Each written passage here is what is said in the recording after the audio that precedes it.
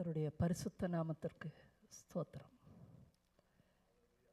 Pastor சொன்னது போல 3வது வருடமாய் உங்கள் மத்தியில் ஆண்டவர் என்னை அழைத்து வந்திருக்கிறார். Praise the Lord. நேற்றைக்கு ஒரு இடத்துல மீட்டிங் நடந்த பொழுது திடீரென்று தான் ஒரு மலையாள சகோதரர் ப்ரீச்சிங் பண்ணுறவர் அவர் வந்திருந்தார். அப்போ என்ன பக்கத்தில் வந்து கேட்டாங்க, அவர் ஒரு ப்ரீச்சரு, ஒரு 1/2 hour பேசட்டுமா அப்படின்னு கேட்டாங்க. நான் சொன்னேன், தாராளமாக பேசட்டும், லஞ்சுக்கு அப்புறம் அவர் பேச விடுங்க அப்படின்னு சொன்னேன். அப்போ அவர் வந்து ஒரு 1/2 hour ப்ரீச்சிங் பண்ணிட்டு போனார். நான் அதோட மறந்துட்டேன். ஆனால் முழங்கால் படிக்கிட்டு இருக்கப்ப ஆண்டவர் சொல்கிறாரு, நீ நேற்றைக்கு என்னுடைய ஒரு அடியாருக்கு ஒரு நேரம் கொடுக்கும் பொழுது இந்த இடத்துல நான் உனக்கு நேரம் கொடுக்குறேன். ஹல்லேலூயா. நம்ம ஒவ்வொரு காரியத்தையும் ஆண்டவர் அறிந்திருக்கிறார். அமர்வதையும் எழுவதையும் காண்கின்ற தேவன் நாம் செய்கிற நல்ல காரியத்துக்கு, நம்ம விட்டு கொடுக்கறதுக்கு, நம்ம அன்பு காட்டுறதுக்கு எல்லாத்துக்கும் பதில் தருகிறவராகத்தான் இருக்கிறார். ஆனால் இன்றைய செய்தியானது, ஆண்டவரோடமிருந்து வரப்போகிற செய்தியானது, does God answer all the time அப்படின்னு கேட்கும் பொழுது இந்த இடத்துல கூட எனக்கும் கூட பர்சனலாக என் வாழ்க்கையிலையும் ஒரு பெரிய பிரச்சனை, புயல் ஓடிக்கொண்டு இருக்கிறது. கொஞ்ச நாளாக பதிலே இல்லாமல் நான் நின்று கொண்டு இருக்கிறேன். அப்போது ரொம்ப கஷ்டத்தோடு இருந்த பொழுது தான் தேவனுடைய சமூகத்தில் நிற்கும் பொழுது எனக்கு இந்த செய்தி ஆண்டவர் அருளினார். அதனால் இந்த இடத்துல வந்திருக்கிறவங்க எல்லாருமே ஆண்டவருக்கு பிரியமான பிள்ளைகளாக இருந்தாலும் கூட ஒவ்வொருத்தருக்கும் இன்றைக்கி ஒரு இக்கட்டான சூழ்நிலை இருக்கலாம். அந்த சூழ்நிலையில் மத்தியில் நீங்கள் வந்து அந்த விஷயத்துக்கெல்லாம் ஆண்டவரே நீங்கள் பதில் கொடுத்தீங்க, இந்த சமயங்களில் என்னை வழி நடத்துனீங்க. ஆனால் இன்றைக்கி ஒரு கஷ்டமான சூழ்நிலையில் நான் போயிட்டுருக்கேன், அது சில மாதங்களாக அந்த மாதிரி ஒரு சூழ்நிலையில் போயிட்டுருக்கேன், எனக்கு அதுக்கு பதிலே கிடைக்காம நான் ரொம்ப உள்ளத்தில் போராடிட்டு இருக்கேன் அப்படின்னு கூட நிறையா பேர் இருக்கலாம். எத்தனை பேர் அப்படி இருக்கிறீங்க? ஓகே. இப்போது லைஃப் வந்து ஒரு சைக்கிள் மாதிரி. ஒரு 6 மாதத்துக்கு முன்னாடி என்கிட்ட இந்த மாதிரி கேட்டிருந்தீங்கன்னா எனக்கு அப்போ தான் அலையடித்து ஓஞ்சிருந்தது. அதனால் நான் ஒரு சமாதானத்தின் காலத்தில் இருந்திருப்பேன். 6 மாதத்துக்கு முன்னாடி ஒரு 3-4 மாதம் நல்லா தான் இருந்தேன். அதுக்கப்புறம் தான் இந்த 6 மாதமாக ஒரே புயல் இருக்குது, பதில் கேட்காம நான் நிற்கிறேன். இப்போ அதில் பாதிக்கு பாதி எப்படி இருப்பீங்கன்னா, புயலின் மத்தியில் பாதி பேர் இருப்பீங்க, ஒரு சமாதானத்தின் மத்தியில் பாதி பேர் இருக்கிறீங்க. அதனால் புயலுக்குள்ள மாட்டினவங்களோட மன பிரச்சனை எப்படி இருக்குங்கிறத வந்து இந்த சமாதானத்தின் காலத்தில் இருக்கும்போது புரிச்சு கொள்ளவே முடியாது. அப்படி தானே? உங்கள் வீட்டில் யாருக்காவது ஒருத்தர் வாழ்க்கை போராட்டத்து மாதிரி, ஒரு கேன்சர் மாதிரி ஒரு நோயில் அகப்பட்டிருந்தாங்கன்னா, இன்றைக்கி இருக்கிற வாழ்க்கை சூழ்நிலையில் உங்களுக்கு வேலை கிடைக்காம குடும்பத்தை எங்கே கொண்டு போய் செட்டில் பண்ண போகிறோம் அப்படி ஒரு பயத்தில் இருந்தீங்கன்னா, பிள்ளைகள் திருமணம் தள்ளி தள்ளி போய் ஒரு கலக்கத்தை கொடுத்துக்கிட்டு இருக்குன்னா, ஒரு பெரிய அவமானம் யார் மூலமாவது உங்களுக்கு ஏற்பட்டு மனம் உடைந்து நின்றீங்கன்னா, அவங்களோட மன ஆழம் இன்றைக்கி சமாதானத்தில் நிற்கிறவங்களுக்கு புலப்படவே படாது. ஆனால் லைஃப் இஸ் அ சைக்கிள். ஒரு 6 மாதம் கழித்து அவங்களுக்கு ஒரு விடுதலையும், இந்த சமாதானத்தில் இருந்தவங்களுக்கு ஒரு பிரச்சனையும் வாழ்க்கை தந்து கொண்டே தான் இருக்கிறது. ஆக இன்றைய நாளில் ஆண்டவர் கொடுக்க போகிற செய்தி எல்லாருக்கும் தேவைப்படுவதாக இருக்கும். 2-3 வசனங்களாவது வார்த்தைகளாவது சொல்லப்படுகிற காரியங்கள் ஒவ்வொருத்தருக்கும் கண்டிப்பாய் போய் சேரும். அப்போது does God answer all the time என்று சொல்லும் பொழுது எல்லா நேரத்துலையும் எங்கே பதில் அளிக்கிறார் ஆண்டவர்? பதிலை ரொம்ப நாளாய் நாம் காத்திருக்க வேண்டி இருக்கிறது. அப்போ நம்ம என்ன செய்கிறோன்னா, பல பேர்கிட்ட போய் ஜெபத்துக்கு போய் கேட்குறோம், எனக்கு இந்த மாதிரி ஒரு பிரச்சனை இருக்குது, எப்படியாவது ஜெபம் பண்ணி கொடுங்க அப்படின்னு சொல்கிறோம். நம்ம உதவிகளை நாடுகிறோம். சில சமயங்களில் வந்துட்டு நம்ம சோர்ந்து போகிற சமயத்தில் பொறிகள் இருக்குது உலகத்தில். அப்போ அங்கே போகலாமா, இங்கே போகலாமா, அலக்கழிகிறது, இந்த சர்ச்சை மாற்றி அந்த சர்ச்சை ஓடலாமா, இதெல்லாம் சோர்வின் நேரத்தில் வர்றது தான். அப்போ ஏன்னா நமக்கு கிடைக்கல, நம்ம மனபாரம் ஏறிட்டே இருக்குது. அப்போது இந்த மனிதன் என்ன பண்ணுவான்? ரெஸ்ட்லெஸ் ஆகிறான். அப்போ எங்கேயாவது ஓட சொல்லுது அங்கே மனுஷங்களை. அப்போ இப்படியாக ஒரு அலைக்கடிப்பில் இருக்கிற நேரத்தில் நாம் தனிமையில் விடப்பட்டது போல தான் உணர்கிறோம்.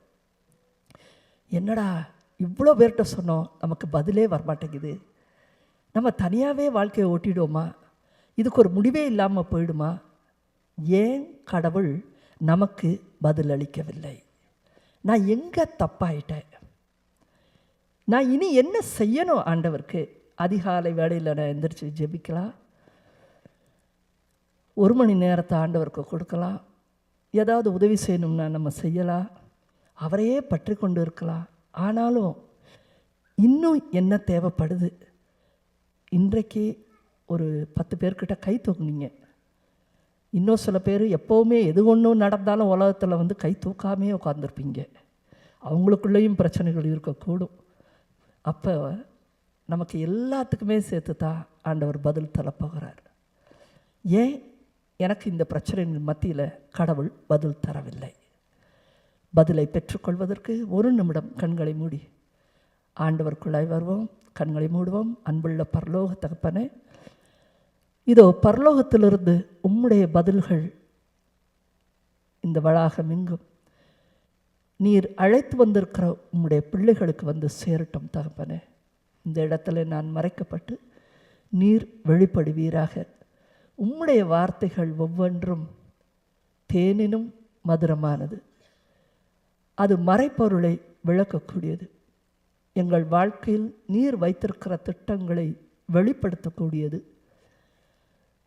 எங்களுக்கு எல்லாவற்றையும் உணரக்கூடிய ஞானம் கிடையாது. நீர் அவ்வப்பொழுது விளக்குவதை நாங்கள் புரிந்து கொள்ள வேண்டும். அந்த புரிந்து கொள்கிற ஆற்றலை இந்த வேளையிலே எங்கள் ஒவ்வொருவருக்கும் தாரும் என்று இயேசுவின் நாமத்தினாலே ஜெபிக்கிறோம். எங்கள் ஜெபம் கேளும் ஜீவனுள்ள நல்ல பிதாவே, ஆமென். Praise the Lord.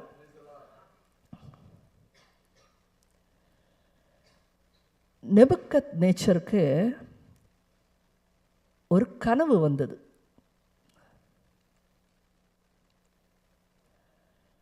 கனவு வந்த பொழுது அதை விளக்குவதற்கு அவருக்கு புரிந்து கொள்கிற பக்குவம் இல்லை, விளக்குவதற்கும் ஆட்கள் இல்லை.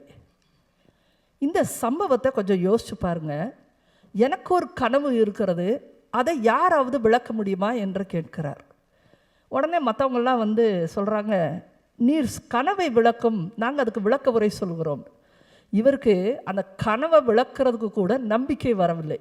நான் கனவை சொன்னேன்னா நீ அதுக்கேற்ற மாதிரி ஆளுக்கு ஏற்ற மாதிரிலாம் ஜோடனை பண்ணி அடிப்பேன். நான் கனவே சொல்ல போகிறதில்ல, அதை கனவையை சேர்த்து கண்டுபிடிக்கிறவன் ஒருத்தர் இருந்தால் சொல்லு பார்க்கலாம் அப்படின்னு சொன்னார். அப்போ எல்லாரும் சேர்ந்து கனவே சொல்ல மாட்டேங்கிறான்னா எப்படிரா விளக்கம் சொல்கிறது அப்படின்னு சொல்லி தானியேல் என்ற ஒருவன் இருக்கிறார். அவர் ஞானத்தின் ஆவியை நிரம்ப பெற்றவர், அவர் உங்களுக்கு சொல்லக்கூடும் என்று சொல்லி தானியேலை அழைத்து வருகிறார்கள். இந்த ஒரு சம்பவமானது பாருங்க, கடவுள் ஒருவருக்கு சில காரியத்தை விளக்க முற்பட்டால் அவர் நேரடியாகத்தான் பேசுவார் என்பதற்கு அர்த்தம் கிடையாது. அந்த மன்னனுக்கு அந்த கனவு வந்த பொழுதே கடவுள் நேரடியாகவே அவனுக்கு அந்த விளக்கத்தையும் கடவுள் கொடுக்கவில்லை. அப்போ இந்த சம்பவம் நமக்கு என்ன சொல்கிறது?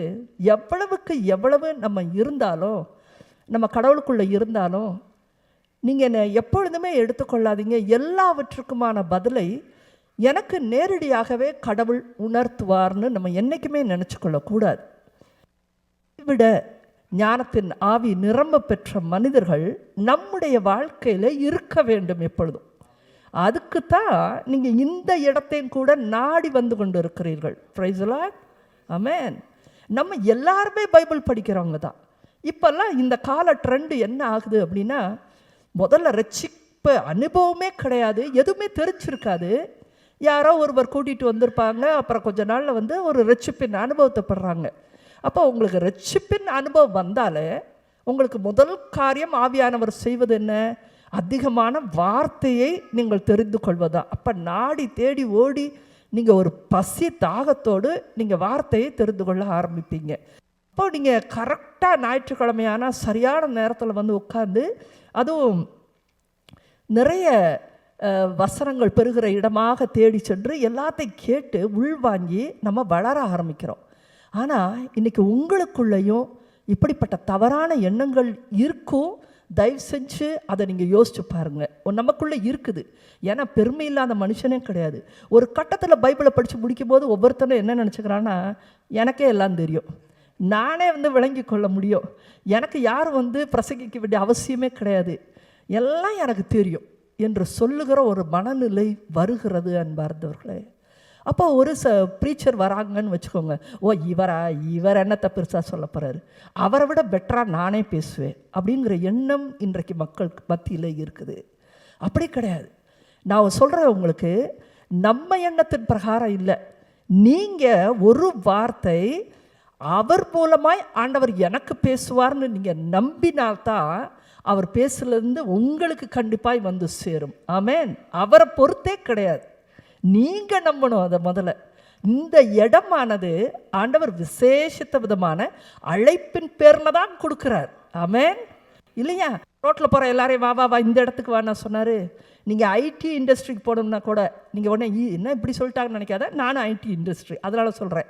நீங்கள் ஒரு 6 மாதம் டைம் கொடுங்க. ஏன்னா இந்தியாவில் நான் பார்க்குறேன், அவன் வேறு செக்டாரில் பிஇ படிக்கிறானுங்க, வேலை கிடைக்கலையா, மெக்கானிக்கல் படிக்கிறானா, இன்ஸ்ட்ருமெண்டேஷன் படிக்கிறானா, இன்ஜினியரிங், ஒன்றும் வேலை கிடைக்கலையா, 6 months ஆஃப் டைம் ஒரு ஷார்ட் டேர்ம் கோர்ஸ் எடுக்கிறாங்க, பிக் டேட்டா அது இதுன்னு. உடனே ஐடி இண்டஸ்ட்ரியில் பெரிய ஜாபில் உள்ள நுழையிறான். For any kind of industry ஒரு 6 months ஆஃப் டைம் எடுத்திங்கன்னா you can get into that. நீங்கள் டாப்பில் கூட வரலாம். உங்களுக்கு ஏற்கனவே ஒரு இன்டெலிஜென்ஸ் இருந்துச்சுன்னா யூ கேன் கோப் அப். ஆனால் கடவுள் அழைப்பு இல்லாமல் ஏன் பணிக்கு நீ வான்னு கூப்பிடாம ஒருவனும் இந்த இடத்துல நிற்கவே முடியாது. ஆமேன் ஆமேன். அப்போது இந்த இடத்துல வரும்பொழுது நீங்கள் கிரேடு வைப்பீங்க ப்ரீச்சர்களை பொறிச்சு. இவங்க ஏ கிரேடு, இவங்க பி கிரேடு, இவங்க சி கிரேடு, இவனை விட நான் பெட்டர்ப்பா. நோ, யாரை விடவுமே பெட்டரே கிடையாது. ஏவை விட பி பெட்டர் கிடையாது, பியை விட சி பெட்டரே கிடையாது. முதல்ல இன்றைக்கி இந்த செய்தி முடிவில் எதுவுமே பெட்டர் கிடையாதுங்கிறத நீங்கள் புரிந்து கொள்வீங்க. நாம தான் விசுவாசத்தோடு யாராக இருந்தால் என்ன, என் உள்ளம் பரிசுத்தமாக இருந்துக்கணும், என் உள்ளம் தாழ்மையாக இருந்தால் இவர்கிட்டது எனக்கு பதில் வரும்னு நீங்கள் நினச்சினீங்கன்னா உங்களுக்கான பதிலை கண்டிப்பாய் கர்த்தர் உங்களுக்கு அருள்வார். ஆமென் ஆமென். அன்பார்ந்தவர்களே, அரசனாய் இருந்தானவன், பெரியதொரு சாம்ராஜ்யத்தை ஆண்டானவன், அவனுக்கு ஒரு கனவு வந்தது. ஆனாலும் கடவுள் அவனுக்கு விளக்கத்தை கொடுக்கவே இல்லை.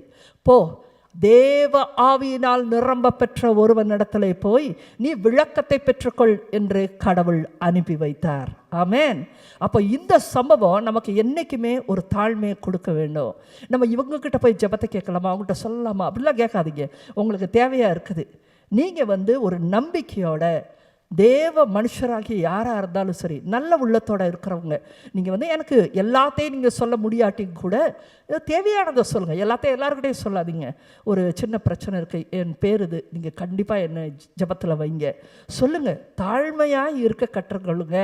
உங்களுக்கான தேவைகள் ஜெபத்திற்கு நீங்கள் ஓட தவறாதீங்க, கேட்குறதுக்கோ தயங்காதீர்கள். ஆமேன். அப்போது விவிலியத்தை பார்க்க நம்ம பைபிளை எடுத்து பார்த்தோம்னா ஒவ்வொரு பகுதியும் கடவுளின் மறைப்பொருளை கொண்டுள்ளது. அப்போ நீங்கள் பார்க்குறீங்க, ஒரு தடவை படிச்சுட்டா பெரிய ஞானியெல்லாம் ஒன்றும் கிடையாது. எத்தனை முறை படித்தாலுமே கடலின் ஒரு துளியை தொட்டது போல தான் இருக்கிறது. ஆமேன். நீங்கள் ஒரு தடவை முடிச்சுட்டு திருப்பி செகண்ட் டைம் போங்க, இது என்ன புதுசாக உள்ளேருந்து வருது அப்படின்னு தான் தோணுகிறது. பழைய ஏற்பாட்டுக்கும் புதிய ஏற்பாட்டுக்கும் முன்னையும் பின்னையுமா நம்மை அழைத்து செல்கிறது இந்த பைபிளுடைய வார்த்தைகள். அப்படி இருக்கும் பொழுது ஞானத்தின் ஊற்று அது. நீங்கள் எத்தனை தடவை உள்ளே போனாலுமே நாம் ஒருத்தருமே நிறைவு பெறுவதே இல்லை. அப்படி சொல்கிறப்ப நான் பைபிள் நல்லா வாசிக்கிறேன், நான் ஜெபம் பண்ணுறேன், அதனால் நான் பெரிய ஆளாயிட்டேன் என்றைக்குமே அந்த உணர்வை நீங்கள் எடுத்துக்கொள்ளாதீங்க.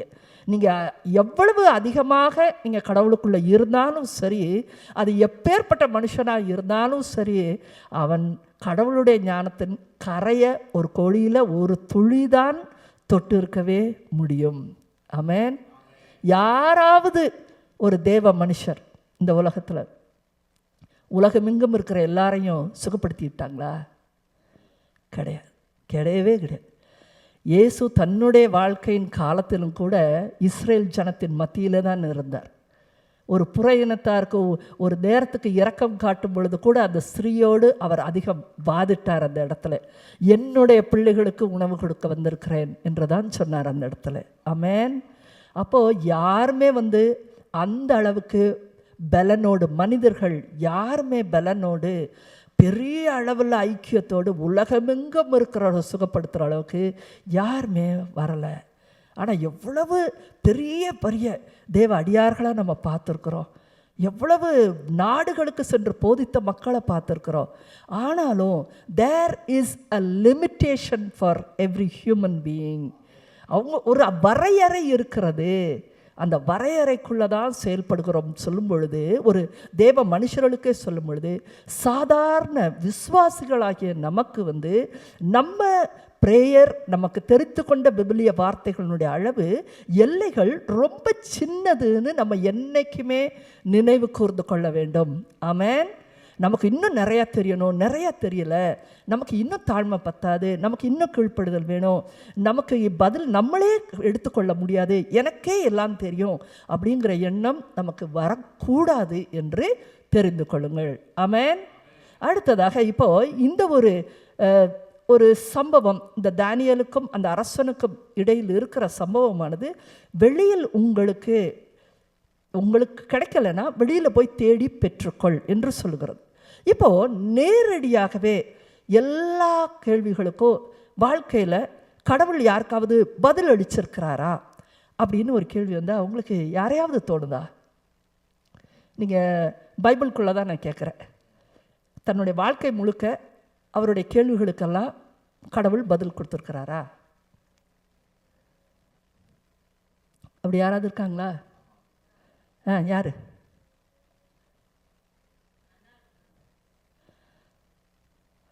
அவங்களோட பகுதியாக ரொம்ப சின்னதாக தான் போட்டிருக்கு. அவங்க பெருசாக ஏதாவது ஒரு பெரிய காரியத்தை செய்தது மாதிரி இல்லை. அது ஒரு ஜெபம் கேட்கப்பட்டது, அன்னாளின் ஜெபம் கேட்கப்பட்டது, அவ்வளோதான். நான் ஒரு வாழ்க்கையே சொல்கிறேன்.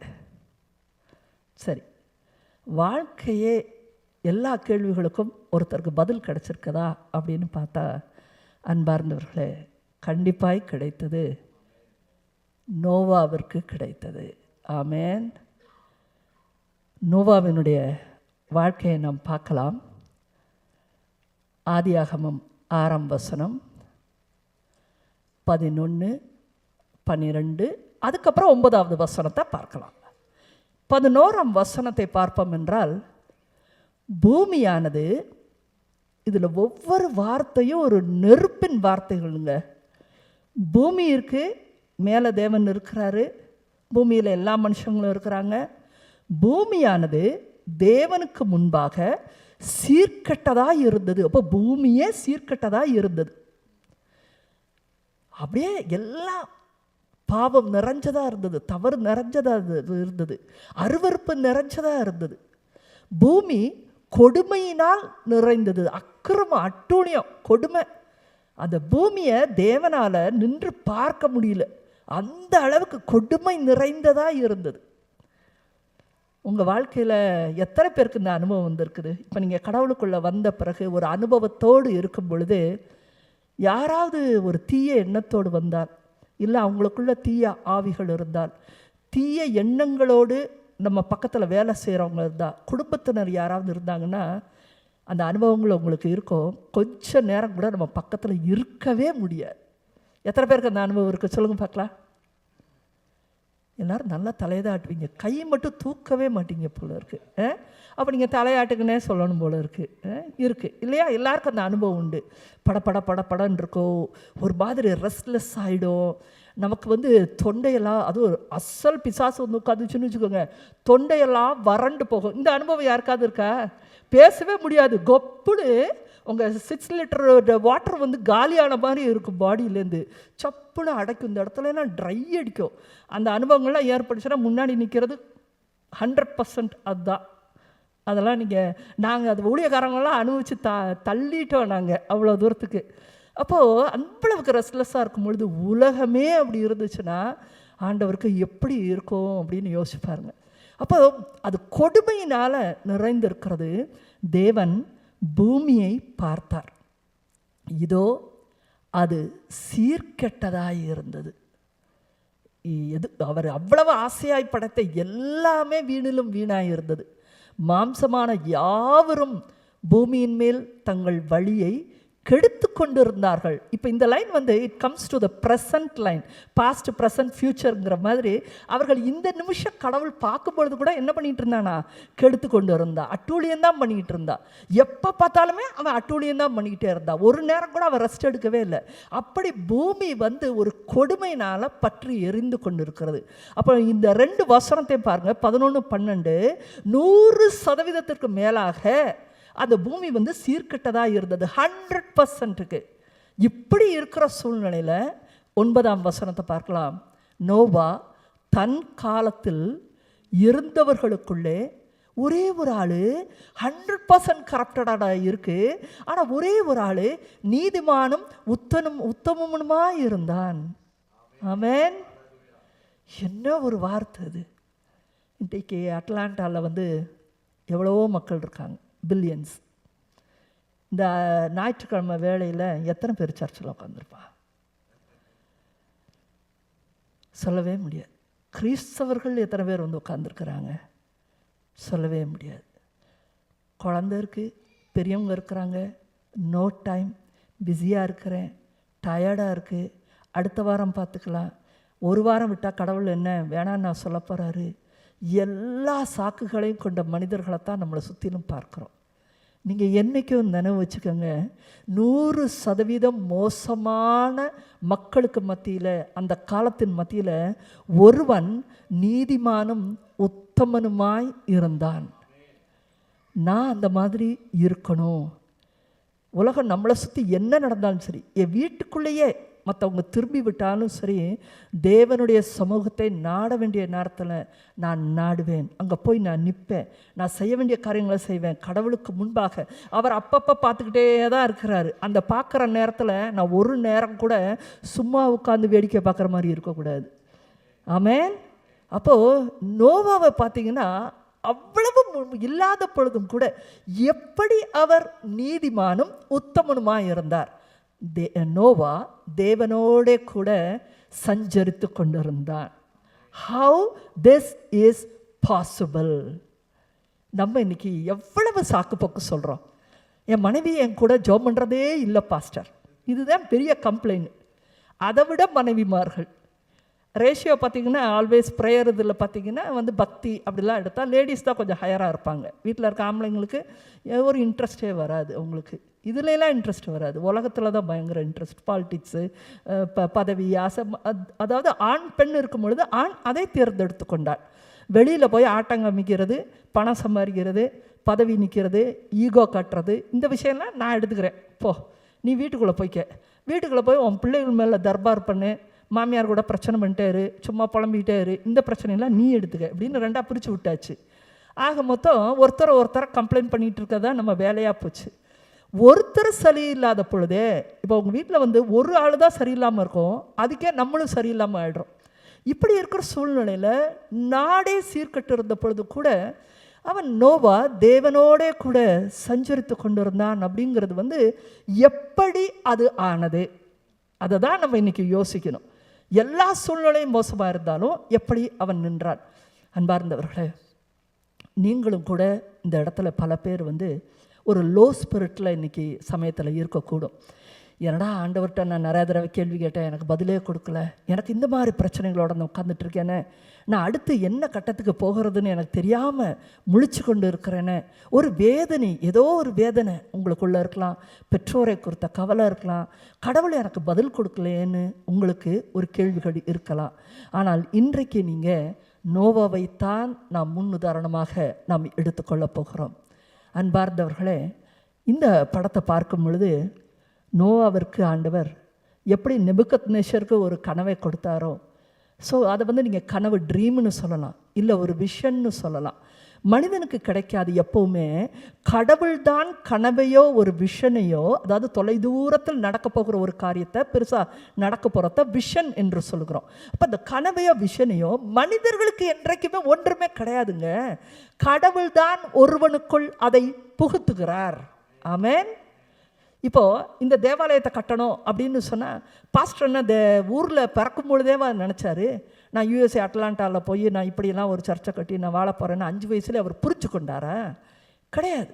நீங்கள் யூஎஸ்ஏ தேசத்துக்கு வருவீங்க அப்படின்னு சொல்லி நீங்கள் படிக்கிற காலத்தில் எல்லாம் தெரிஞ்சு வச்சுருந்தீங்களா? கிடையாது. அப்போது ஒரு படிப்பு முடிக்கும் பொழுது உங்கள் ஃப்ரெண்ட்ஸ் எல்லாம் போகிறத பார்த்து உங்களுக்குள்ள இப்போ ஆண்டவர் வைக்கிற விதை தான் அது. ஓ, நீனும் தயாராகு, நீனும் அந்த தேசத்துக்கு போக போல இருக்கு, நம்ம ரெடி ஆகணும். அப்போது நமக்கு அந்த உணர்வு வருகிறது, அக்செப்டன்ஸாக நமக்கு கொடுக்குறாரு. அந்த விஷன் ஒவ்வொரு காலகட்டத்திலும் ஒவ்வொரு மனிதர்களுக்கும் ஒவ்வொரு காலகட்டத்தில் தான் வைக்கப்படுகிறது. ஆமென். நீங்கள் பிறக்கும் போதே வைக்க முடியாது, 20 வயசில் வைக்க முடியாது. இன்றைக்கும் கூட உங்கள் வாழ்க்கையும் சரி, திருச்சபையினுடைய வாழ்க்கையும் சரி, இன்றைக்கி இந்த கட்டத்தில் நிற்கிது. நம்ம தான் விஷன் கொடுக்கும்படி கேட்டுக்கொண்டே இருக்க வேண்டும். ஒரு விஷன் கிடச்சிருச்சுன்னா ஒரு கிளாரிட்டி வந்துடும். 20 வருஷத்துக்கு பிறகு, 10 வருஷத்துக்கு பிறகு இது நடக்க போகிறது. இதை நோக்கி ஓடுவதற்கு நாம் ஆயத்தமாக வேண்டும். ஆமென். So ask for the vision in your life. முதல்ல இப்போ எல்லாம் சரியாச்சு, கட்டி முடிச்சுட்டா அப்பாடா, அப்படி கிடையாது. ஆண்டவரே, அடுத்து என்ன செய்யணும், அடுத்து என்ன சொல்ல விரும்புகிறீங்க? நான் ஒரு 20 டேஸ் ஆகுதுங்க. ஸோ 20 டேஸ்க்கு முன்னாடி நான் ஃப்ளைட்டை ஏறும்போது நான் சொன்னேன், மீட்டிங்ஸ் வரிசையாக இருக்குது, வேறு ஒரு வேலையும் சொன்ன மாதிரி தெரியலை. ஆண்டவரே, நடுவில் எல்லாம் கொஞ்சம் கேப் இருக்கிற நாட்கள்லாம் நான் என்ன செய்ய போகிறேன், ஒரு ஐடியாவுமே இல்லை, எனக்கு ஏதாவது சொல்லுங்கள் அப்படின்னு சொல்லிட்டு ஏறினேன். So until I got in to the flight எனக்கு எந்த ஒரு ஐடியாவுமே கிடையாது. ஆனால் ஃப்ளைட்டில் உட்காந்துட்ருக்கும் பொழுது அப்போ ஆண்டவர் சொன்னார், ரொம்ப நாளாக ஒரு புஸ்தகம் எழுதணும்னு சொல்லிக்கிட்டே இருந்தேன், டைமே இல்லை, மக்கள் எப்போ பார்த்தாலும் சுற்றிட்டு இருந்தாங்க. இப்போ உனக்கு திங்கள் செவ்வாய் புதன் அந்த மாதிரிலாம் நாள்லாம் கொஞ்சம் ஃப்ரீ தான், இப்போ நீ புஸ்தகம் எழுதலாம் அப்படின்னு சொன்னார். ஆமென். அன்பார்ந்தவர்களே, இதுதான் விஷன். கடவுள் ஏற்ற நேரத்தில் நமக்குள் அதை புகுத்துவார். ஆமென். அப்போ எனக்கு புரிஞ்சிடுச்சு. இவ்வளோ அப்போ நம்ம போன மாதமே நீங்கள் சொல்லவே இல்லையே, கிடையாது. இந்த சத்தங்களுக்கு மத்தியில் கடவுள் பேசலை. ஃப்ளைட் ஏறினவுடனே தனிமையில் இருக்கும்போது இந்த வேலையை ஆரம்பி. He gives a vision. அவர் தான் நமக்குள் கொடுப்பார், அதை நாம் செயலாற்றிக்கொண்டே இருப்போம். ஆமென். புரியுதுங்களா? இப்போ நோவாவோடு ஆண்டவர் இடைப்பட்ட பொழுது அவர் சொல்லுகிறார், நீ ஒரு பெரிய பேழையை கட்ட வேண்டும். எத்தனை வருஷம் அவர் கட்டினாரு? நோவா எத்தனை வருஷம் கட்டினாருங்க? வாட்? எத்தனை வருஷம் கட்டினாரு? 100 ஆண்டுகள் கட்டினாரு. நோவா பேழையை 100 வருடங்கள் கட்டினாரு. அப்போன்னா நீங்கள் கொஞ்சம் கணக்கு பண்ணி பாருங்கள். 3 பசங்க மனைவிமார்கள் இருந்தாங்கன்னா எப்போ அவருக்கு அப்போ இந்த விஷன் கிடச்சிது? பிள்ளைகள்லாம் வருவதுக்கு முன்னாடியே கிடச்சிருச்சு. புரியுதுங்களா? பிள்ளைகளுக்கு ஒரு வேளை 100 வயசால அதுக்கு முன்னாடி வயசானது இல்லை, அப்புறம் ரொம்ப காலத்துக்கு முன்னாடி கிடச்சிருச்சு. இதுதான் உண்மை. அவர் 100 வருடங்களாக பேழையை உருவாக்கி கொண்டு இருந்தார். இப்போ நினச்சி பாருங்க, கடவுள் அந்த விஷனை அவருக்கு கேள்வி மேலே கேள்வி கேட்குறாரு. காலம் முழுக்க 100 ஆண்டுகளும் அவர் கேள்வி கேட்டுக்கொண்டே தான் இருந்தார். 100 ஆண்டுகள் கேள்வி கேட்டுக்கொண்டு இருந்தார். நான் செய்கிறது சரிதானா? இப்படி தான் நீங்கள் கட்ட விரும்புகிறீங்களா? இந்த அளவுகள் தானா? வேறு எந்த மிருகங்கள் வர வேணும்? இதில் மற்றவங்களுக்கு சொல்லட்டா? நிறைய நிறைய நிறைய தன் வாழ்நாள் முழுவதும் கேள்விகள் கேட்டுக்கொண்டே இருந்தார். 3 பிள்ளைகளை அந்த விஷனுக்குள்ளாக, கடவுளின் தரிசனத்திற்குள்ளாகவே அந்த குடும்பத்தாரையும் அவர் கொண்டு வந்தது தான் பெரிய காரியம். இன்றைக்கி நம்ம சொல்கிறோம், நம்ம கூட அவர் ஜெபம் பண்ண மாட்டேங்கிறாரு, எங்கள் வீட்டில் இவங்களால நமக்கு பிரச்சனை இருக்குது, இந்த குழந்தையினால் நான் வர முடியல. ஆனால் நமக்குள் தேவன் வைக்கிற தரிசன காரியத்தை நமக்கு ஒரு ஆவிக்குள்ளே அவர் சொல்கிறார் இல்லையா, இந்த காரியத்தை செய்ய, இல்லை அதுக்கால நீ எந்திரிச்சு ஜெபம் பண்ணுன்னு சொல்கிற ஒரு தரிசன காரியத்தே இருக்கட்டும். அதை நாம் ஏன் கட் அண்ட் ரைட்டாக நான் 5 மணிக்கு எந்திரிச்சு 5லேருந்து 6 மணி வரை ஜெபம் பண்ணுவேன். என்னையே டிஸ்டர்ப் பண்ணாதீங்க, என்னுடைய தரிசனத்தை நீங்கள் மதிக்கணும். முதல்ல எனக்கு கடவுள் இதைத்தான் கேட்குறாரு, நீங்கள் எனக்கு ஒத்துழைக்கணும், நான் இப்படி தான் செய்வேன் அப்படின்னு சொல்லி நம்முடைய தரிசனத்திற்காய் நாம் ஏன் போராடுவதில்லை? நம்ம விட்டு கொடுக்குறோம். நீங்கள் நினைக்காதீங்க மற்றவங்களால நமக்கு ஒன்றும் கஷ்டம் கிடையாது, நமக்கு நம்ம தான் கஷ்டம். நமக்கு போராட இஷ்டம் கிடையாது. நம்ம உடனே நேரம் இல்லை, முடியலன்னு நம்ம சொல்கிறோம். நோவா கடவுள் கொடுத்த தரிசனத்தை அவன் விசுவசித்தான். கண்ணுக்கு காணலை, இது எல்லா வசனத்தில் இருக்குது, அடுத்து வரும் பாருங்க. அப்போது அவன் விசுவசித்தான். அவன் என்ன பண்ணான், இது பேழையை உருவாக்கி நம்ம பிழைக்கணும் என்று சொன்னால் குடும்பத்தோடு பிழைக்கணும். முதல்ல அவன் முடிவு பண்ணினான். இன்றைக்கி அந்த கிளாரிட்டி விஷன் நமக்குள்ளே வேணும். முதல்ல நீ மட்டும் என்ன பொழைச்சி ஓடுறது, நீங்கள் முதல்ல யோசித்து முடிவு பண்ணுங்க. பிழைச்சா குடும்பத்தோடு பிழைக்கணும். அன்னைக்கு இந்த ஒரு விஷனை எடுத்து நீங்கள் நினச்சி பாருங்கள். ஒரு நம்ப முடியாத ஒரு மனைவி கிட்ட போய் சொல்கிறான், இவ்வளோ பெரிய பேழையை கட்டணும்.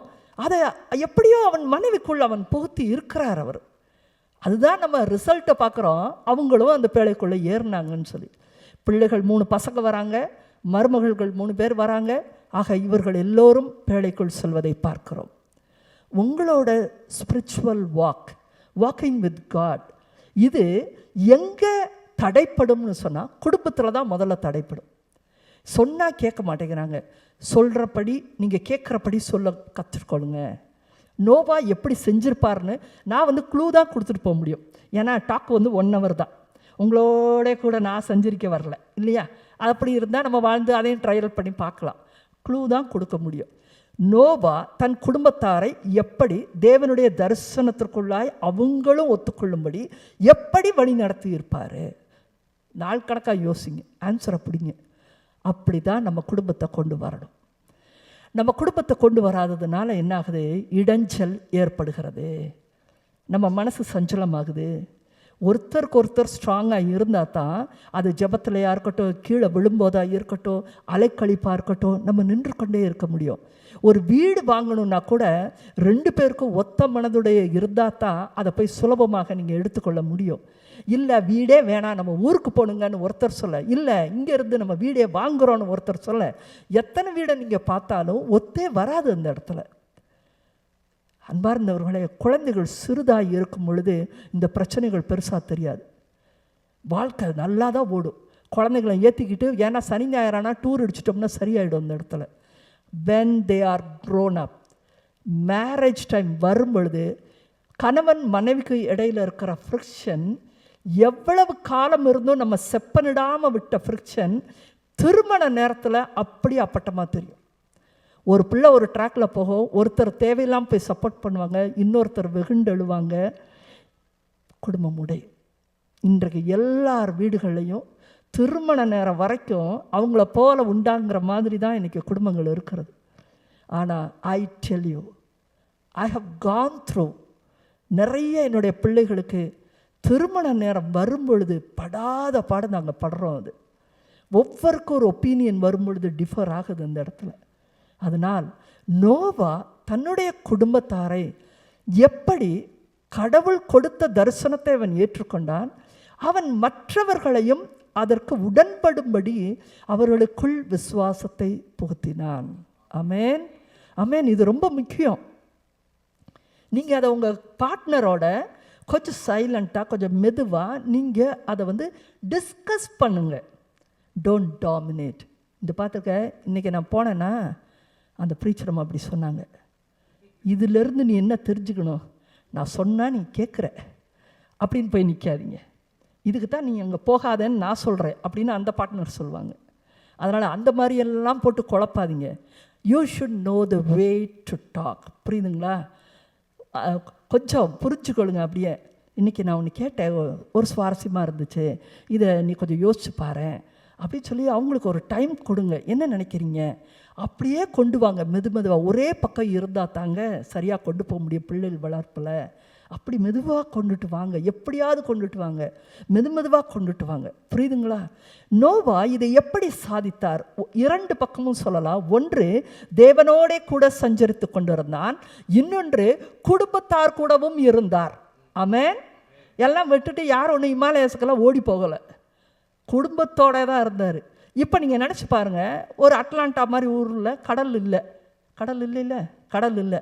இப்போ வெள்ளம் வரப்போது நான் ஒரு பெரிய போட்டு கட்டுறேன்னு சொன்னால் எவ்வளவு ஒரு கோமாளித்தனம் அது, அப்படி தானே? பயங்கர கோமாளித்தனம். இப்போது இதில் பெரிய விஷயம் என்னென்னா, மனைவியை எப்படியோ அவர் கரெக்ட் பண்ணிட்டாரு. இதுதான் கடவுள் சொல்கிறாரு. அது எப்படிங்க, நடுவில் நிறையா நடந்திருக்கலாம், விவிலியத்தில் பதிவு அதில் கிடையாது. அப்போது ஏதாவது அற்புதங்கள் நடந்திருக்கலாம், மனைவிக்கு புரிய வச்சுருப்பார், அடுத்த பிள்ளைகள் எல்லாத்தையும் புரிய வச்சுட்டாரு. ஆனால் ஜனத்திற்கு வெளியே வரும் பொழுது யாரையாவது அவருடைய வார்த்தைகளினால, அவருடைய விசுவாசத்தினாலேயோ, அவர் பெற்ற தரிசனத்தினாலேயோ வேறு ஒருவரை வெளியில் மாற்ற முடிந்ததா? It was a failure. புரியுதுங்களா உங்களுக்கு? Ministry outside was a failure. Ministry inside his family was successful. நான் அதனால தான் சொல்கிறேன், எல்லாருக்குமே பவுண்ட்ரிஸ் இருக்குது. எல்லாருமே ஒருத்தரே எல்லாரையும் மனம் மாற்ற முடியவே முடியாது. அவ்வளவு பெரிய ஒரு பேழையை கட்டி அநேக பறவைகளையும் மற்ற இதில் உயிரினங்களையும் காப்பாற்ற முடிந்த நோவாவிற்கு தன் குடும்பத்தாரை தவிர இன்னொரு ஒரு மனுஷனை ரட்சிப்புக்குள் அழைத்து வர முடியவில்லை. ஆமென். இதெல்லாம் நிதர்சனம். நம்ம இதை போல தான் மாட்டிக்கிட்டு, ஐயோ இவங்கள நம்ம ரட்சிப்புக்குள்ளே கொண்டு வரலையே, ஐயோ இவங்க விழுந்துட்டாங்களே, ஐயோ அவங்க விட்டுட்டு போயிட்டாங்களே. இது எல்லாம் பிசாசுனுடைய தந்திரம். அமைதியாக இருங்க, அந்த இடத்துல அமைதியாக விடுங்க. இது உங்களை நேரத்தை கழிக்க வைக்கிற நேரம். அது அவங்கவுங்க பாதைகளில் போக பாருங்க. யாருக்கும் யார் சொல்லி இன்றைக்கி கேட்குற நிலையிலே இருக்கிற மாதிரி தெரியல. ஆனால் அவங்க போகிறது நமக்கு கஷ்டமாக இருக்குமே, பதில் கண்டிப்பாக உண்டு இன்றைக்கு உங்களுக்கு. அப்போ என்ன செஞ்சுருக்கணும், அந்த உங்களுக்கு பதில் கண்டிப்பாக இந்த வேலையில் ஆண்டவர் தருவார். அன்பார்ந்தவர்களை, எல்லாருக்கிட்டையும் நம்ம சொல்கிறதெல்லாம் கேட்பாங்கன்னு நீங்கள் நினைக்காதீர்கள்.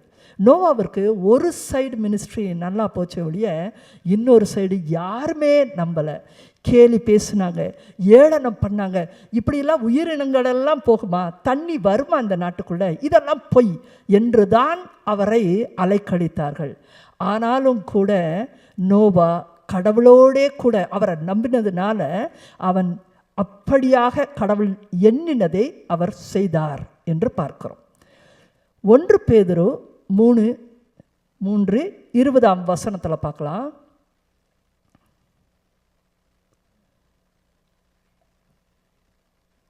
பதினெட்டு 19 20 கிறிஸ்துவும் தம்மை தேவனிடத்தில் சேர்க்கும்படி அநீதி உள்ளவர்களுக்கு பதிலாக நீதி உள்ளவராய் பாவங்களின் நிமித்தம் ஒரு தரம் பாடுபட்டார். அவர் மாம்சத்திலே கொலையுண்டு ஆவியிலே உயிர்ப்பிக்கப்பட்டார். அந்த ஆவியிலே அவர் போய் காவலில் உள்ள ஆவிகளுக்கு பிரசங்கித்தார். இது வரைக்கும் உங்களுக்கு தெரியும், அப்படித்தானே? காவல் உள்ள ஆவிகளுக்கு போய் பிரசங்கித்தார். அதாவது நரகத்தில் போய் இருந்தவங்களுக்கெல்லாம் பார்க்க போனார். அது ஜீசஸ் கிரைஸ்ட் காலத்தில். இப்போ நோவாவின் காலத்துக்கு போய் பாருங்கள், 20 சொல்கிறது, அந்த ஆவிகள், இயேசு கிறிஸ்து பார்த்த ஆவிகள் பூர்வத்திலே நோவா பேழையை ஆயத்தம் பண்ணும் நாட்களிலே தேவன் நீடிய பொறுமையோടെ காத்திருந்த பொழுது கீழ்ப்படியாமற் போனவர்கள். அப்போ நோவா அன்னைக்கு அவுட் சைட் மினிஸ்ட்ரி பண்ணுறாரு, ஒருத்தனும் கேட்கல. கீழ்ப்படியாமல் போன அந்த ஆவிகள் தான் எங்கே கீழே காவலுள்ள ஆவிகள். அதான் வசனம் நமக்கு தெளிவாக சொல்லுது. அப்போ ஒருத்தனும் கீழ்ப்படியாமல் போனால் அந்த பேழையிலே சிலராகிய 8 பேர் மாத்திரம் பிரவேசித்து ஜலத்தினாலே காக்கப்பட்டார்கள். ஆமேன். அப்போ இன்றைக்கி உங்களுக்கு ரட்சிப்பு அனுபவம் இருக்குது, நீங்கள் ஆண்டவரை பற்றி கொண்டு இருக்கிறீங்கன்னா பிடித்து கொள்ளுங்க. இந்த உலகம் படுமோசமானது. வெளியில் இருக்கிறவன் இந்த 8 பேரை குடும்பம் ஒரே குடும்பங்கிறதால விட்டுட்டான். நான் சொல்கிறேன், என்ன நடந்திருக்கலாம்னா ஒரு 2 பேர் வெளியிலேருந்து வந்திருக்க வாய்ப்பு இருக்குது. ஆனால் இந்த உலகம் விட்டுருக்காது. அவன் குடும்பம் என்னத்தையோ கோமாளித்தனமாக என்னத்தையோ பண்ணுதுடா.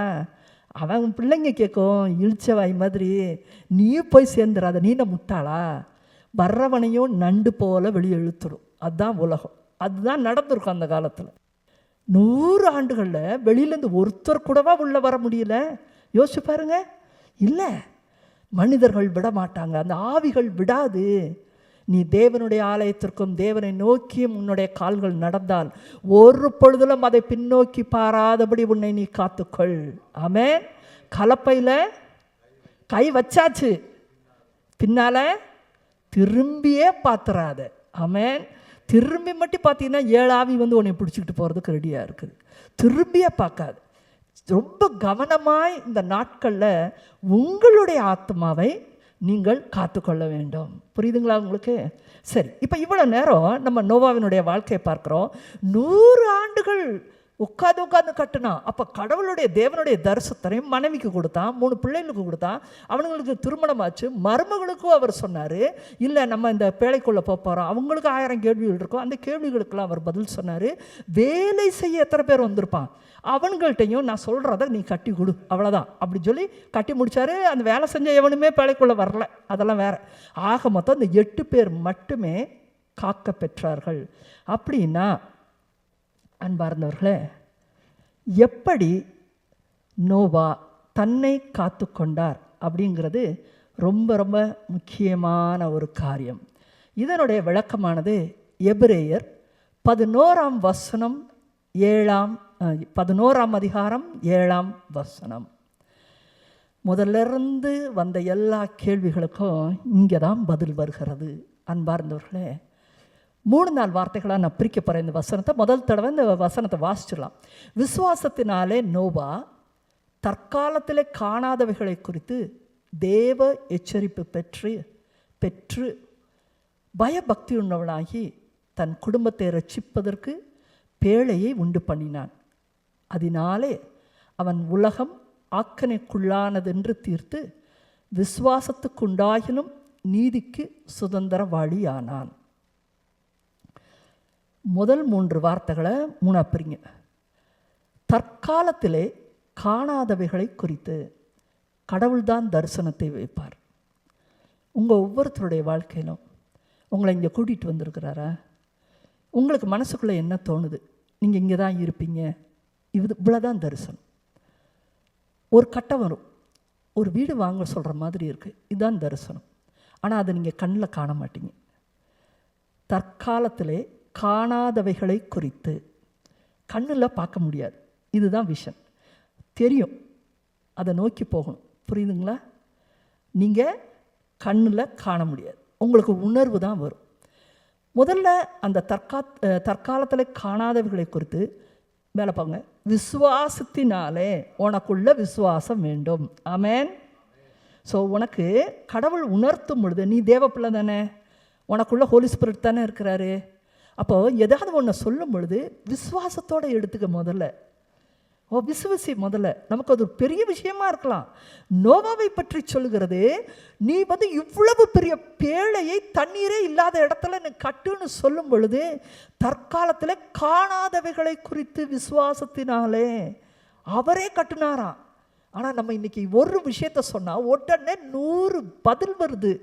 ஐயோ எனக்கு நேரம் இல்லை பாஸ்டர், எனக்கு குழந்தைய இருக்குதா, என்ன பண்ணுறேன்னே தெரில, எங்கள் வீட்டில் திடீர்னு கெஸ்ட் வருவாங்க, நான் என்ன பண்ணணும்னு தெரில. கடவுள்கிட்டே நம்ம சொல்கிறோம்.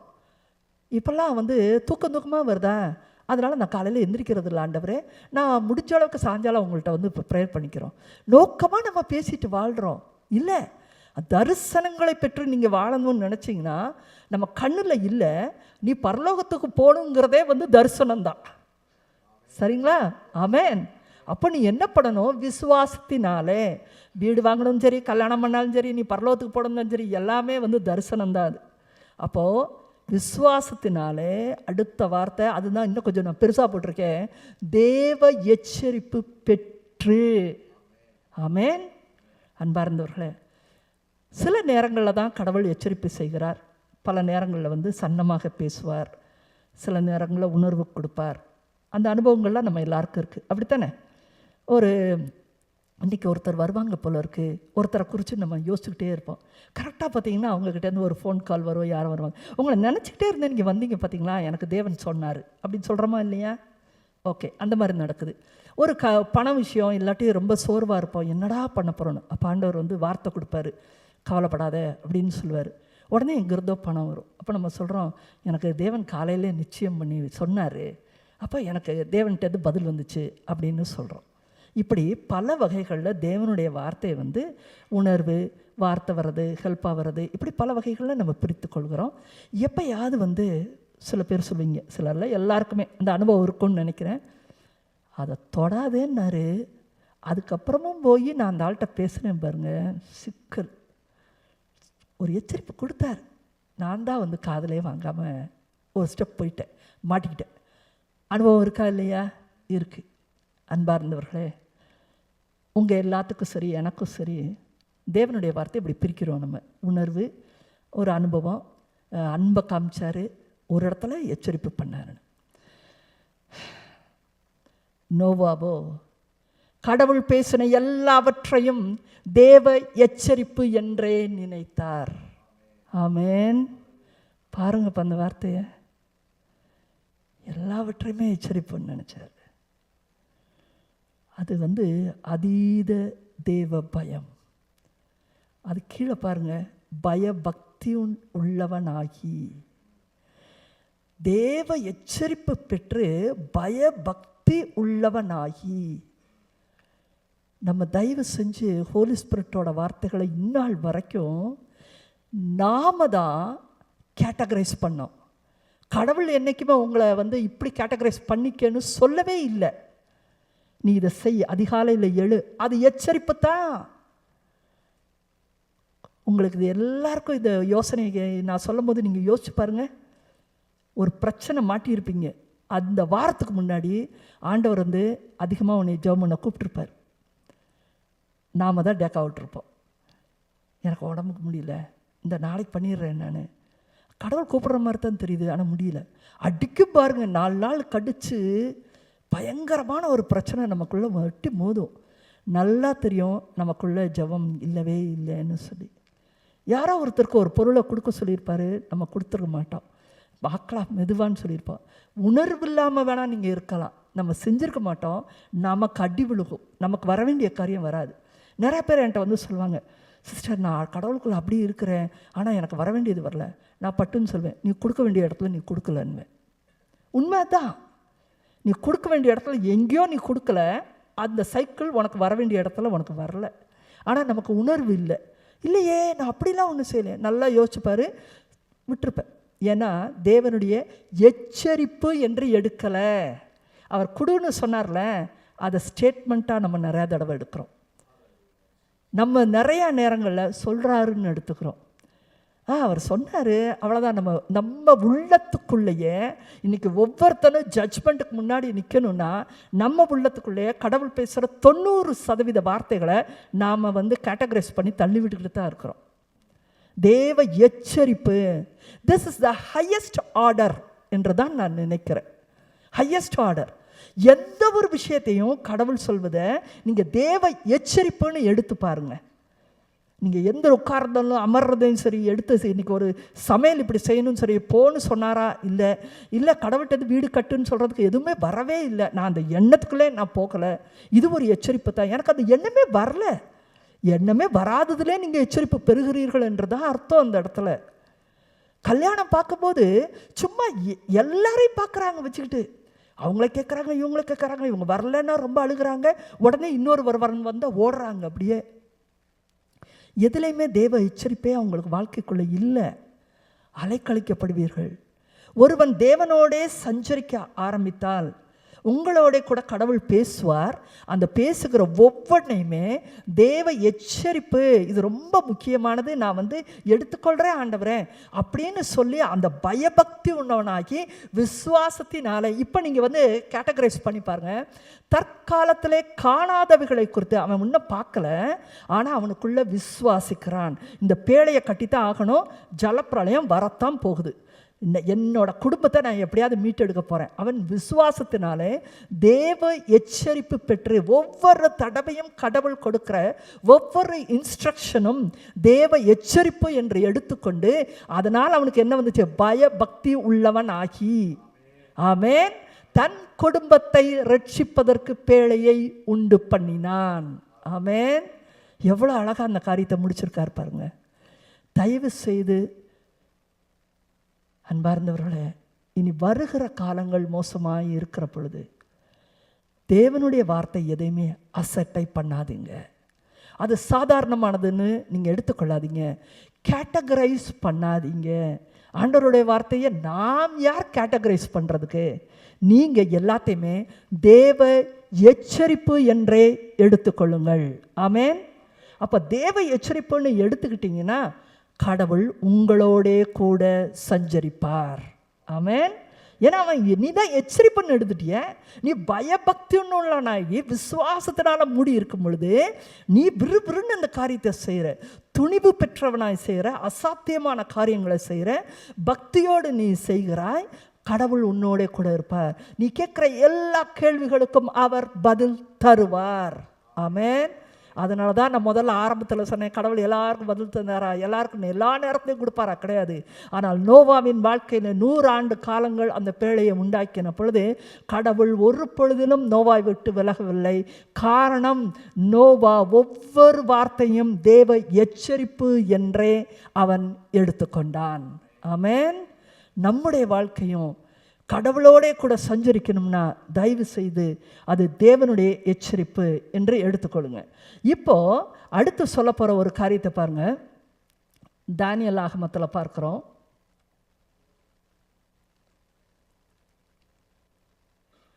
தானியேல் ஆகமம் 5:14 அதிகாரம். இப்போ தானியேலை பற்றி பார்க்கையில் 4 அரசாங்கத்திற்கு கீழே அவர் வேலை செய்தார் என்று பார்க்கிறோம். அப்படித்தானே? சைரஸ் மன்னர்கிட்ட இருந்தார், நெபுக்கத்நேச்சர்கிட்ட, மேதிய அரசாங்கம், இன்னொன்று யார், தாரியோத், அவர்கிட்டே இருந்தார். இப்போ நீங்கள் ஒருத்தரை சொல்லுங்கள், நீங்களும் நிறைய கவர்மெண்ட்டெல்லாம் இன்றைக்கி மாறிக்கிட்டு இருக்கதை பார்க்குறீங்க.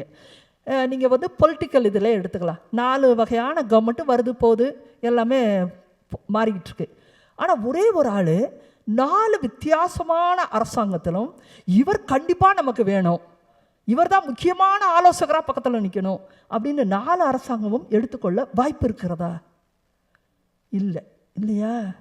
இல்லை. பாருங்க, இவனுக்கு பிடிக்கிற ஆள் அவனுக்கு பிடிக்காது, மொத்தமாக எராடிகேட் பண்ணி தானே புது அமைச்சரவையை உண்டாக்குவாங்க அந்த இடத்துல. எப்படி தானியேல் 4 அரசாங்கத்திலும் 4 அரசர்களுக்கும் அவன்தான் முக்கியமான ஒரு அமைச்சராக இருந்தார். அப்போ பாருங்க, அப்பொழுது தானியேல் ராஜாவின் முன் உள்ளே அழைத்து வரப்பட்டான். ராஜா தானியேலை பார்த்து, நீ என் பிதாவாகிய ராஜா யூதாவிலிருந்து சிறைப்பிடித்து வந்த யூதரில் ஒருவனாகிய தானியேல் அல்லவா? நீ ஒரு அடிமை தானே அப்படின்னு ஒரு ஆச்சரியத்தோடு கேட்டார். ஆனாலும் பாருங்க, உனக்குள்ளே தேவர்களின் ஆவி உண்டென்றும் வெளிச்சமும் புத்தியும். நமக்கு இதெல்லாம் கேட்க ஆசையாக இருக்கு, அப்படி தானே? கொஞ்சம் வெளிச்சம், கொஞ்சம் புத்தி, விசேஷித்த ஞானமும் உன்னிடத்திலே காணப்பட்டதென்றும் உன்னை குறித்து கேள்விப்பட்டேன். ஆமென். எத்தனை பேருக்கு இந்த மாதிரி நம்மளை 4 பேர் சொல்லணும்னு ஆசை இருக்கு? கை தூக்குங்க பார்க்கலாம். அப்பா இப்போ தான் ஒரு 15 பேர் கை தூக்கிட்டாங்க எண்ட் ஆஃப் த அவரில். ஒவ்வொரு தேவனுடைய வார்த்தைகளையும் எச்சரிப்பென்று எடுத்துக்கொள்ளுங்க. அப்படி எடுத்துக்கிட்டிங்கன்னா உங்களிடத்திலும் ஆண்டவருடைய ஆவி வெளிச்சமும் புத்தியுமாய் விசேஷித்த ஞானம் நம்மிடத்திலும் காணப்படும். ஆமென். அன்பார்ந்தவர்களே, விவிலியம் பைபிளில் நீங்கள் எங்கே திரும்பி பார்த்தாலும்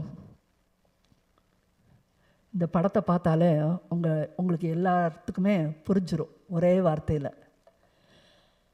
எலியா அநேக பொய் தீர்க்க தரிசிகளின் நடுவிலும் உண்மையாய் ஒருவராய் இருந்தார். அப்போ அநேக பொய்களுக்கு நடுவில் வாழ்கிற மக்கள் உண்டு. அவர் மட்டும் எப்படி உண்மை தீர்க்கதரிசியாக இருந்தார்? ஒவ்வொரு ஆண்டவருடைய வார்த்தையும் தேவ எச்சரிப்பு என்று எடுத்துக்கொண்டார். ஆமென். இல்லைன்னா இந்த காரியங்களை நம்ம செய்யவே முடியாது. புரியுதுங்களா உங்களுக்கு?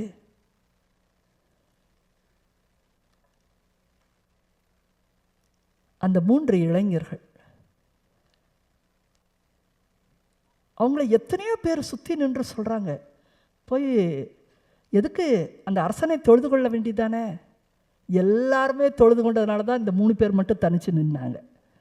எல்லாரும் சுற்றி நின்று வேற ஒரு எண்ணம் இருந்தாலும் இந்த 3 பேரை நீங்கள் திருப்பி நோவாவின் வசனத்துக்கே போய் தற்கால குறித்து காணாதவையாக இருந்தாலும், நான் இறந்தே போனாலும் என் ஆண்டவர் என்னை பாதுகாப்பார், நான் பரலோகத்துக்கு போவேன் அவன் விசுவசிச்சா. விசுவாசத்தினாலே அவனுக்கு தேவ பயம் இருந்துச்சு, அவனுக்குள்ள பயம் இருந்துச்சு, கடவுள் பயம் இருந்துச்சு. தேவ எச்சரிப்பு பெற்று இவங்களோட சேராதங்கிறதா அந்த நேரத்தில் எச்சரிப்பு. ஆமென். இவங்கள மாதிரி சோட போகாத, தைரியமாக இரு. பிரச்சனைகளுக்கு நடுவில் எச்சரிப்பு அதிகமாக எந்த வார்த்தையை தெரியுமா? சாதாரணமாக பைபிளுக்குள்ள போவா, அஞ்சாதே என்கிற வார்த்தை தான். ஆமென். அஞ்சாதே, கலங்காதேன்னு சொல்கிறார்ல, அதுக்கு என்ன அர்த்தம் தெரியுமா? உன்னை சுற்றி இருக்கிறவன்லாம் உன்னை கலங்கடிப்பான், உன்னை அஞ்ச செய்வான், உன்னை மாற்றி பேச சொல்கிறான், அவனுக்குள்ள ஒரு ஆளாக நீ மாறும்படி சொல்கிறான். அதுதான் எச்சரிப்பு. மற்றவனை போல் நீ மாறிடாத. உன்னுடைய விசுவாசத்தை மற்றவங்க எல்லாரும் கேலி பண்ணுற லெவலுக்கோ மட்டம் தட்டுற லெவலுக்கோ இருக்குன்னா நீ சரியான விசுவாசியாக இருக்கிறாய் என்று அர்த்தமாகிறது. ஆமென். அதிலே நீ நின்றுக்கோ.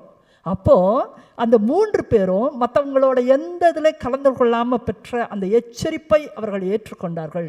விசுவாசத்தினாலே பயபக்தி உள்ளவர்களாய் மாறினதுனால நெருப்புக்குள் விழுந்த பொழுதிலும் கர்த்தர் அவர்களோட கூட இருந்தார். ஆமென், ஆமென். அன்பார்ந்தவர்களே, லோத்தும் அந்த நகரமே எரிந்தது, ஆனால் லோத்து பிழைத்து கொண்டார். ஆனால் அவருடைய மனைவியோ கலைப்பையில் கை வைத்த பின் திரும்பி பார்த்தாள். கதை மார்த்தா. அந்த விசுவாச குறைவு இருந்தது. நிஜமாவே அந்த ஊர் எரிஞ்சிச்சா என்ன அப்படின்னு ஒரு திரும்பி பார்க்குற அந்த பார்வையில் அவங்க எரிஞ்சு போனாங்க. திரும்பி பார்க்காதீங்க. இனி வருகிற காலங்களில், இந்த கடுமையான காலங்களில் உங்களுடைய ஆத்மாவை இரட்சிப்புக்குள் நடத்த ஒவ்வொரு வார்த்தையும், தேவனிடத்திலிருந்து வருகிற ஒவ்வொரு வார்த்தையும் நீங்கள் பயபக்தியோடு எச்சரிப்பு என்று எடுத்துக்கொள்ளுங்க. முக்கியமான ஒரு விஷயத்தோடு முடித்துக்கொள்ள ஆசைப்படுகிறேன். நோவாவிற்கு ஆண்டவர் ஒரு மிகப்பெரிய தரிசனத்தை வைத்து நோவாவை அழைத்தார். நீங்கள் யாரை வேணாலும் சொல்லலாம். தானியேல், எரேமியா. அது பைபிளில் காணப்படுகிறது. இப்போ இங்கே இருக்கிற ஒரு 5 பேரை நான் கூப்பிட்றேன். அப்படியே நீங்கள் நினச்சிக்கோங்க, என் முன்னாடி XYZ 5 பேர் நிற்கிறீங்க. அது ஒன்று பாஸ்டர் குடும்பமாக இருக்கலாம், ஒன்று அடுத்து இந்த தேவாலயத்தை நிர்வகிக்கிற பங்குல இருக்கலாம், கொயருக்கு இன்சார்ஜெலாம் ஒருத்தர் இருக்கலாம், விசுவாசிகளில் 2 பேர் இருக்கலாம். நீங்கள் பல்வேறு தரப்பட்ட ஆட்கள்லேருந்து நான் சொல்கிறேன். இப்படி 5 பேர் நிற்கிறீங்க. கடவுள் உங்களை குறித்து ஒரு தரிசனத்தை வைத்துத்தான் அழைத்திருக்கிறார். தரிசனம் அவருடையது. புரிஞ்சுக்கோங்க, தரிசனம் அவருடையது. எந்த ஒரு தரிசனமும் நம்முடையது கிடையாது. நீங்கள் இங்கே ஒரு ஐடி இன்ஜினியராக உங்கள் குடும்பத்தை இங்கே செட்டில் பண்ணி உன் பிள்ளைகளை இங்கே மேரி பண்ணி கொடுக்கணும்னு சொன்னால் கூட அதுவும் தேவனுடைய தரிசனம் தான். அது கிளியரா? இதை ஒத்துக்கிறீங்களா? முதல்ல தரிசனம் தேவனுடையது. உங்களை அழைத்திருக்கிறார். நீங்கள் அதுக்கு தேவ எச்சரிப்போடு பெற்று நடந்து பயபக்தியும் உள்ளவனாகி விசுவாசத்தினால நீங்கள் நடந்தீங்கன்னா அந்த தரிசனங்களை உங்களுடைய வாழ்க்கையில் நீங்கள் காணுவீர்கள். ஆமென். ஆனால் ஒருவேளை போகிற வழியில் நீங்கள் அந்த தரிசனத்தை விசுவாசிக்காமல், இல்லை இந்த இடத்த விட்டு நான் ஓடுறேன், எனக்கு இந்த காரியங்கள் முடியலை. சில பேருக்கு பாருங்கள், பேழையை கட்ட சொன்னால் எல்லாரும் கட்டிடுவானா? கிடையாது. நோவா எப்படி தேவாவான வரத்துல ஏவாயில் நோவா முடித்தார். அதனால தான் அவர் பைபிளில் இடம் பெற்றிருக்கார். அப்போது நிறைய பேருக்கு இன்றைக்கி இந்த வாழ்க்கையில் கடவுளுக்குள்ளே வரும்பொழுதே திரும்பி ஓடுகிறாங்க. என்னால் இதை நடத்த முடியலன்னு சொல்லி ஓடுகிறார்கள். நிறைய பேருக்கு தேவனுடைய எச்சரிப்பில் நிற்க முடியல, விழுகிறாங்க. அன்பார்ந்தவர்களே, தரிசனங்களை பெற்று எல்லாருக்குமே தரிசனங்கள் வச்சிருக்கிறாரு. ஆனால் நீங்கள் எச்சரிப்புகளை கையாள தெரியாவிட்டால் நீங்கள் அந்த தரிசனத்துக்குள் நடத்தப்பட மாட்டீங்க. God will replace another person into that vision. ஆமென். ஒரு ஆள் போனால் எப்போவுமே என்ன நடக்கும்? 9 ஆளை கடவுள் கூட்டிகிட்டு வருவார். என்னுடைய ஆரம்ப கட்ட கால வாழ்க்கையில் 2nd இயரில் அப்போல்லாம் வந்து நான் மட்டும் பிரசங்கம் பண்ணிகிட்டே இருப்பேன். ஒரு துருவும் இல்லை அப்போல்லாம். அப்போ ஒரு லேடி வந்தாங்க, அவங்கெல்லாம் சிடியிலலாம் பாடுற ஆளா. உடனே நான் வேணால் வந்து பாடுறேன், நீங்கள் வந்து தனியாக நிற்கிறீங்கன்னாங்க. சரிம்மா வந்து பாடுங்கன்னு சொன்னேன். உடனே அவங்க வந்து நல்லா பாட்டு பாடுவாங்க. அதுக்கப்புறம் நான் பிரசங்கத்தை முடிச்சுடுவேன். அப்படியே ஒரு வருஷம் ஓடிச்சு. அப்போ ஒரு நாள் சொன்னாங்க, எனக்கு வந்து முடியாது அப்படி இப்படின்னு என்னமோ ஒரு தகராறு பண்ணிட்டே இருந்தாங்க. அப்போ நான் சொன்னேன், உங்களுக்கு முடிஞ்சால் வாங்க, முடியலன்னா விட்டுருங்கன்னு. அடுத்த வாரம் அவங்க வரல. வராத பொழுது இந்த மக்கள் அனைவரும் என்கிட்ட வந்து, அவங்க பாட்டு பாடுறவங்க வரலையா, என்னங்க நீங்கள் அவங்கள்ட்ட நீங்கள் வந்து சாரி கேளுங்க, நீங்கள் அவங்க வீட்டுக்கே போய் சரி பண்ணுங்க, அவங்க எப்படியாவது வந்தாகணும். எனக்கு புரியவே இல்லை. அவங்க யாருன்னே எனக்கு தெரியாது. நான் தேவனுக்காக வந்து செய்கிறேன், அவங்களும் தேவனுக்காக வந்து செய்யணும். Simple as it is. எதுக்கு நான் போய் காலில் போய் விழுகணும்? மனுஷர் காலில் நான் ஏன் விழணும்? அவங்களுக்கு வர பிடிக்கலங்கிறாங்க, நான் ஏன் போய் காலில் விழணும்? எனக்கு புரியவே இல்லை. ஆனால் மக்களுக்கு என்னென்னா, அவங்க வந்து என்னை விட அவங்க ரொம்ப பிரபலம். இப்போ நான் ஒன்றுமே இல்லை அன்னைக்கு. அதனால் அவங்க பிரபலமான ஆள். ஐயோ, அவங்க இந்த கூட்டத்துக்கு வந்து பாடிட்டு இருந்ததுனால நிறைய பேர் வந்துட்டு இருந்தாங்க, அவங்க வரலையா, நிறைய பேர் வரமாட்டாங்கன்னு சொன்னாங்க. நான் கண்டுக்கவே இல்லை. ஒரே வாரம், அடுத்த வாரம் முந்தின நாள் எனக்கு ஆண்டவர் தரிசனத்தை வச்சார். உன்கிட்ட இருக்கிற எல்லா பிள்ளைகளையும் கூப்பிட்டு கொயர் கிளாஸ் எடுக்க ஆரம்பினார்.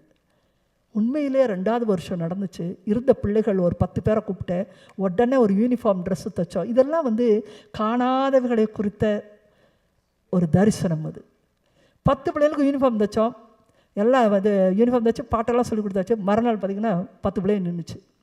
Now 16th year of our ministry in தமிழ்நாடுல எங்களோட youth ministry is in the top list. Praise the Lord. ஒரு ஆளை குறித்து அவங்க மேலே வச்சிருந்த தரிசனத்தை அவங்க விட்டாங்கன்னா, கடவுள் அந்த தரிசனத்தை 9 பேரை கூட்டி வந்து அதை முடித்து விடுவார். ஆமேன். புரியுதுங்களா? அதனால் நம்ம வந்து நமக்கு கொடுக்கப்பட்ட வாழ்க்கையில் நம்ம நின்று காமிக்கணுமே தவிர, நம்ம அந்த தரிசனத்துக்குள்ளே நடத்தப்படாமல் நம்ம வந்து எதிர்ப்பு தெரிவிச்சுட்டு இல்லை நேரத்தை விரயம்பட்டு நம்ம சல்லையாக உட்காந்துருந்தோம்னா, கடவுள் அதே தரிசனத்தை மற்றவர்களை கொண்டு அதை செய்து முடிப்பார். ஆமேன். அதனால் கடவுள் நம்மை கொண்டு நினைத்த தரிசனங்கள் முழுவதுமாய் நிறைவேறும் பொருட்டு நாம் தேவ வார்த்தை ஒவ்வொன்றையும் எச்சரிப்பாய் எடுத்துக்கொள்வோமாக. Praise the Lord. ஒரு நிமிடம் கண்களை மூடி ஒரு ஜெபம் செய்வோம். அன்புள்ள பரலோக தகப்பனே, உம்முடைய அருமையான இந்த வார்த்தைகளுக்காக உமக்கு நன்றி செலுத்துகிறோம். ஆண்டவரே, அநேக முறை நாங்கள் நினைத்து கொள்கிறோம், என்னுடைய கேள்விகளுக்கு நீர் ஏன் பதில் தரவில்லை? எத்தனை விதமாய் நான் கேட்டு பார்த்து விட்டேன். அழுது ஜெபிக்கிறோம், அதிகாலையில் ஜெபிக்கிறோம், உபவாசம் இருக்கிறோம். ஆனால் என் வாழ்க்கையில் தடை இருக்கிறதே, எந்த இடத்துல நான் விழுந்து போனேன் என்று சொல்லி அநேகர் கண்ணீரோடு கேட்டுக்கொண்டு இருக்கிற இந்த கேள்விகளுக்கு இதோ இடத்திலிருந்து பதில் வந்திருக்கிறது சுவாமி. நோவாவோ தானியேலோ எந்நாளிலும் உம்முடைய வார்த்தையை வெறும் வார்த்தையாய் அவர்கள் நினைக்கவில்லை. அது தகுதியற்றது என்று நினைக்கவில்லை, அது ஒதுக்கக்கூடியது என்று நினைக்கவில்லை, நாளைக்கு செய்து கொள்ளலாம் என்று நினைக்கவில்லை. மாறாக அது தேவனுடைய எச்சரிப்பு என்று எடுத்தார்கள். விசுவாசத்தினாலே அவர்கள் பயபக்தி உள்ளவர்களாய் அதை எடுத்து செய்ததினாலே இதோ அவர்கள் தேவனோடு கூட சஞ்சரித்தார்கள் என்று அறிந்து கொள்கிறோம் சுவாமி. இதோ எங்களுக்குள்ளும் குற்றம் குறைகள் உண்டு. அநேக நேரத்தில் உம்முடைய வார்த்தைகளை நாங்கள் வீணடித்திருக்கிறோம். இதோ நாங்கள் வெகு ஜாக்கிரதையாய் இந்த காலத்தில் உம்முடைய வார்த்தைகளுக்கு நாங்கள் மதிப்பளித்து, உம்முடைய வார்த்தைகளுக்கு நாங்கள் செவிமடுத்து, உம்முடைய வார்த்தைகள் கிடைக்கும் இடங்களுக்கு நாங்கள் ஓடி சென்று அதை எங்களை தகுதிப்படுத்தி கொண்டு எங்கள் மீது நீர் வைத்திருக்கிற தரிசனங்கள் எங்கள் வழியாய் நடந்தேறி முடிவடைய இதோ எங்களை தாழ்த்தி ஒப்புக் கொடுக்கிறோம். இந்த வளாகத்தில் வந்திருக்கிற இந்த இடத்தில் இருக்கிற ஒவ்வொருவரையும் நீர் ஆசீர்வதித்தருளும். இதோ நீர் இந்த செய்தியை அவர்களுக்கு கொடுப்பதற்காகவே அழைத்து வந்திருக்கிறீர் சுவாமி. இதோ அவர்களை நிறைவாய் ஆசீர்வதித்து எந்நாளிலும் அவர்கள் மீது வைத்திருக்கிற உம்முடைய தரிசனங்கள் நிறைவேறுவதாக என்று இயேசுவின் நாமத்தினாலே நான் ஜெபிக்கிறேன். என் ஜெபம் கேளும் ஜீவனுள்ள நல்ல பிதாவே. ஆமேன்.